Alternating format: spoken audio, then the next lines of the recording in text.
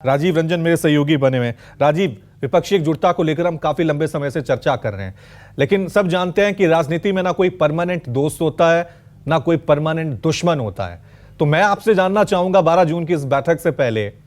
ऐसी कौन सी एक चीज है जो इन विपक्षी पार्टियों को एकजुट कर सकती है, और ऐसी कौन सी सबसे मुश्किल और चैलेंजिंग चीज है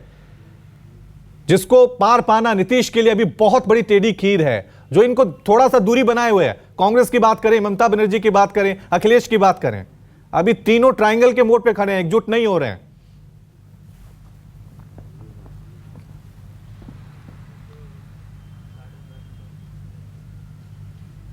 देखिए रवि, 2014, 19 और 2019 से मैं कहता हूं 2019 और 2024 के लोकसभा चुनाव में एक बुनियादी अंतर यह है कि 2019 में जब एनडीए चुनाव लड़ने के लिए जा रहा था प्रधानमंत्री के नेतृत्व में, तब उसके पास सहयोगी दलों के तौर पर बिहार में जेडीयू, महाराष्ट्र में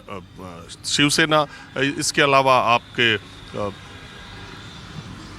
पंजाब में अकाली दल, ये तीन महत्वपूर्ण दल थे। इसके अलावा लोक जनशक्ति पार्टी भी बिहार में उसके साथ थी। आज की तारीख में जब 2024 का चुनाव होने जा रहा है, अकाली दल जिसने समझौता किया था वो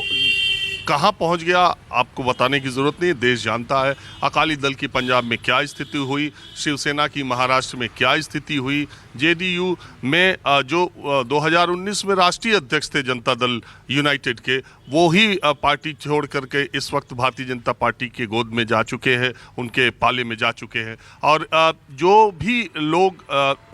जिनके साथ भारतीय जनता पार्टी ने गठबंधन किया, वो सारी की सारी पार्टियां इस वक्त, अकाली दल तो नहीं लेकिन शिवसेना, आप देखिए, अगर शिवसेना का जो बाला साहब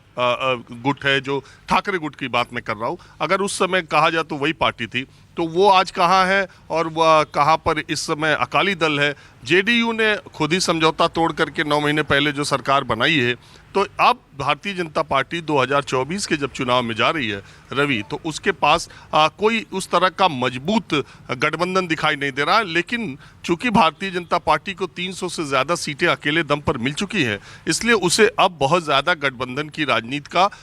करने को किया जा सकता है। मुझे लगता है बिहार में कुछ छोटी पार्टियों को कुछ सीटें देने का काम करेंगे और लोक जनशक्ति पार्टी के दोनों गुटों को चुनाव से पहले एक कर देंगे, जो अभी अलग अलग हैं। तो ये वो काम कर सकते हैं, कुछ छोटे दलों के साथ समझौता कर सकते हैं।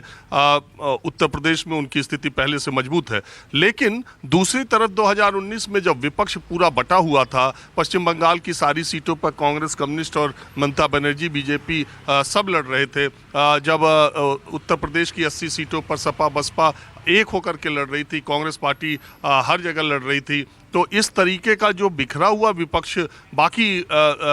देश के हिस्सों में भी था, वो विपक्ष अब 2024 में 2014, 19 और लगातार चुनावी हार से सबक लेते हुए एक मंच पर 12 जून को आने की बात कर रहा है। लेकिन टेढ़ी खीर मैंने आपको बताया हमेशा कि सिर्फ और सिर्फ बंगाल है और उत्तर प्रदेश है, और बहुत हद तक दिल्ली पंजाब में मामला फंसेगा। केजरीवाल कांग्रेस के रिश्ते कैसे रहे, अखिलेश और ममता बनर्जी वो कांग्रेस को अपने अपने स्टेट में कितनी स्पेस देने के लिए राजी होते हैं, और कांग्रेस उनके साथ किस तरह का कांग्रेस अपनी वास्तविक और ज़मीनी स्थिति को भांप करके कोई समझौता या त्याग करने के मूड में है कि नहीं। सारी विपक्षी एकता इन तीन राज्यों पर टिकी है। जहां तक भारतीय जनता पार्टी का सवाल है, उसे इस बात का अंदाजा है कि उसे बंगाल में नुकसान हो सकता है 2019 के मुकाबले, उसे बिहार में नुकसान होना तय है, उसे अगर महाराष्ट्र विकास अघाड़ी ऐसे ही बना रहा चुनाव तक तो उसे महाराष्ट्र में भी नुकसान होना तय है। और कर्नाटक जो हालिया विधानसभा चुनाव में कांग्रेस को जीत मिली है, वहाँ 28 में से 26 सीटें एनडीए के पास हैं, मतलब इस सरकार के पास हैं। तो वो 28 में 26 सीटें अब कर्नाटक में सत्ता बदलने के बाद उनके ताकतवर जो मंत्री हैं, उनके रिश्तेदार, उनके